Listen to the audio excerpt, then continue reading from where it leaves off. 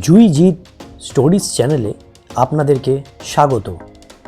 আন্দামানের এর আগের পর্বে আমরা শেষ করেছিলাম নেল আইল্যান্ড দিয়ে। হ্যাভলক থেকে নেল আইল্যান্ডে এসে নেল আইল্যান্ডের কোথায় ছিলাম আমরা দেখিয়েছিলাম। আর আজকে দেখাবো এক অবিস্মরণীয় জায়গা, যা আপনারা কল্পনাও করতে পারবেন না। আর এই জন্যই আপনাদেরকে শেষ অবধি দেখতে হবে। তাহলে চলুন আজকে আমরা শুরু করি নেল আইল্যান্ড দিয়ে।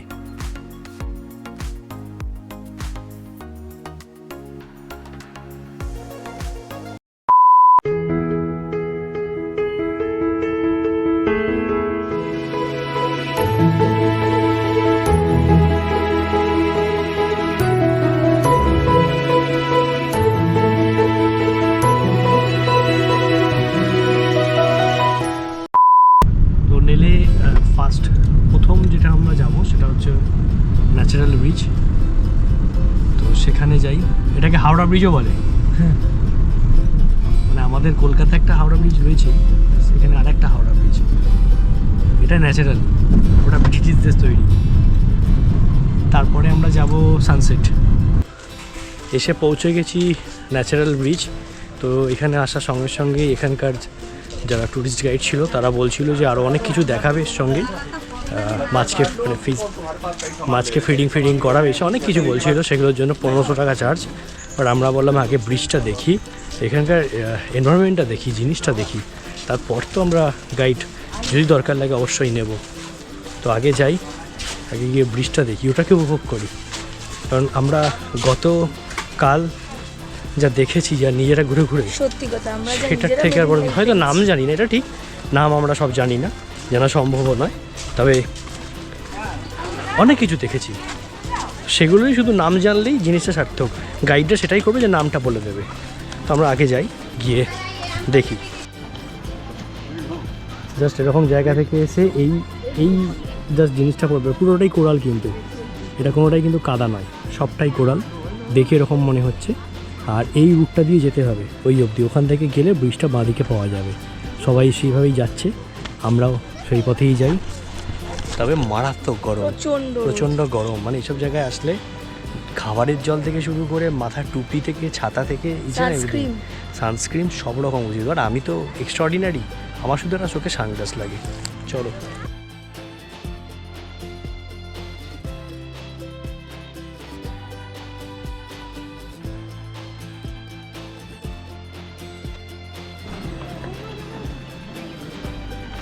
তো এতটা কিন্তু আমরা চলে এসেছি, আর পুরোটাই কিন্তু কোরাল। দেখো নিচে, এবং এক একটা কিন্তু এক এক রকমের।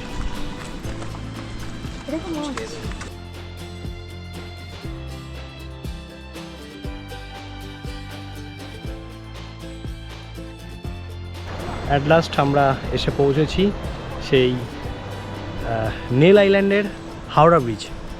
আমাদের কলকাতায় আছে এখানেও হাওড়া ব্রিজ, বাট এখানে এটা ন্যাচারাল ব্রিজ, হাওড়া ব্রিজ নামেও পরিচিত।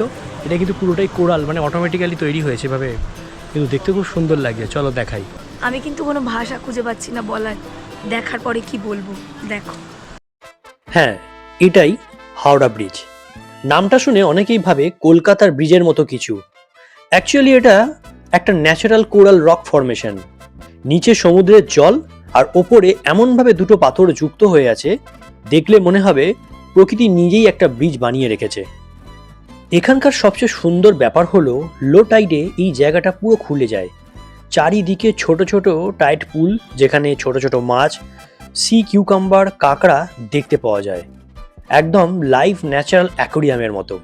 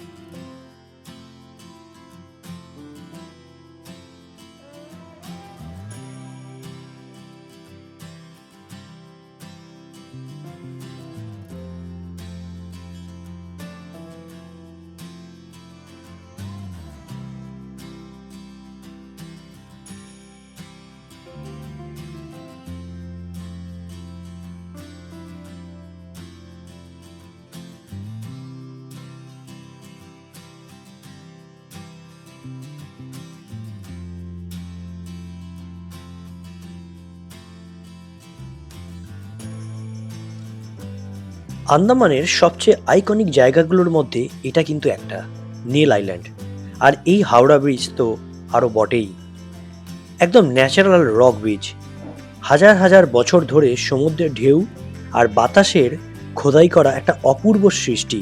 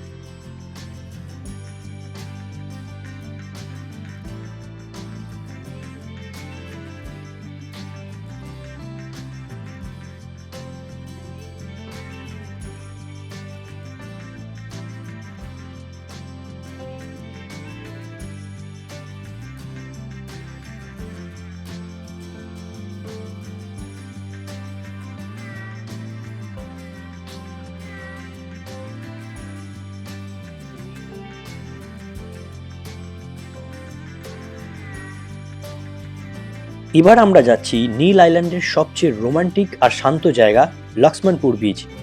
পুরো আন্দামানের সেরা সানসেট দেখার জায়গা বলা হয় এটাকে, আর কেন বলা হয় সেটা তোমরা একটু পরেই বুঝবে।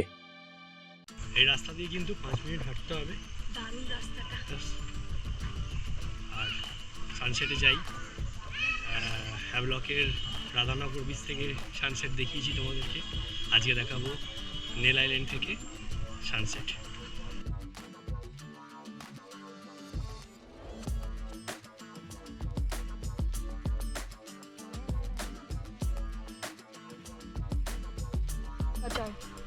কলকাতার কোথায় গো? কাকে দেখাও কলকাতা থেকে এসেছে।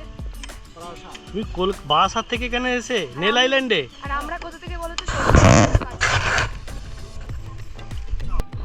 এটা ডাবের সাইজ। ওই যে হালকা মালাই দেখো, বেশি মালাই না। তোমার মাথার থেকে বড় এটা। সত্যি আমার মাথার থেকে।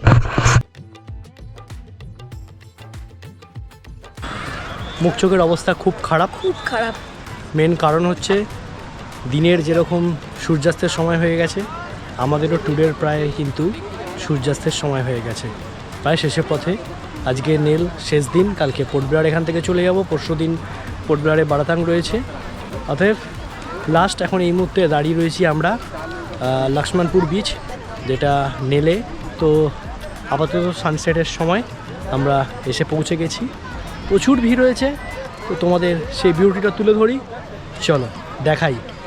আর পুরো সানসেট অবধি কিন্তু থাকবো আজকে, চলো দেখাই।